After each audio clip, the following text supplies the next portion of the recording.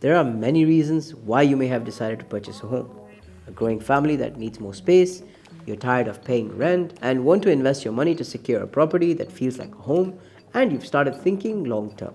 Those are just a few. There are so many people who simply start the process by thinking that it's just switching from paying someone else's mortgage to now paying your own. That's not necessarily true. Don't simply compare what you're paying in rent to what you'd be paying with a low interest mortgage payment. Even though it may be an asset for the future, you may not be ready financially to make the commitment.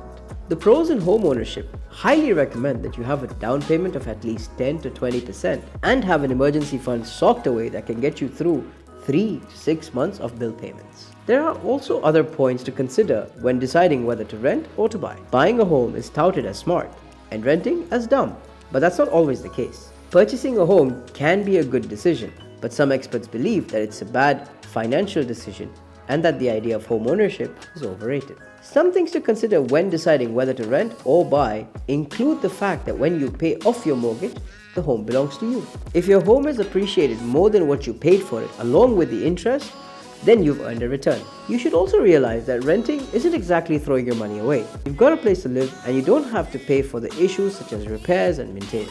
So rather than make a decision on what the headlines are saying about home ownership being the best route, you should consider your current situation. Figure it out by researching the pros and cons of ownership, crunching numbers, and taking a long, hard look at your finances and lifestyle. You may be moving from place to place in your career and don't need the hassle of putting your house on the market every year or so. Consider the cost of housing in your area. Houses may be too expensive for your pocketbook right now, so it could be better to rent. But renting may also be expensive, and owning a home might be the better option. Can you get more of a return on a home investment or by investing your money in the stock market or other methods of investing? You will want to get the best value for your money when purchasing a home, and that happens during the negotiation phase with the builder or seller. By conducting your own research and consulting the realtor, you can be sure to optimize the money you're spending. Keep in mind that if you're only planning to be in the home for 2 years or less, you likely won't get much, if any, return on your investment. You will, however, have a place that you love, in which you live, and that will give you pleasure. Buying a home is one of the most emotional decisions you'll ever make. That's why it's a good idea to detach yourself from the home and look at the financial and long-term aspects of purchasing the home so you don't end up getting a money pit that will make you miserable in due time.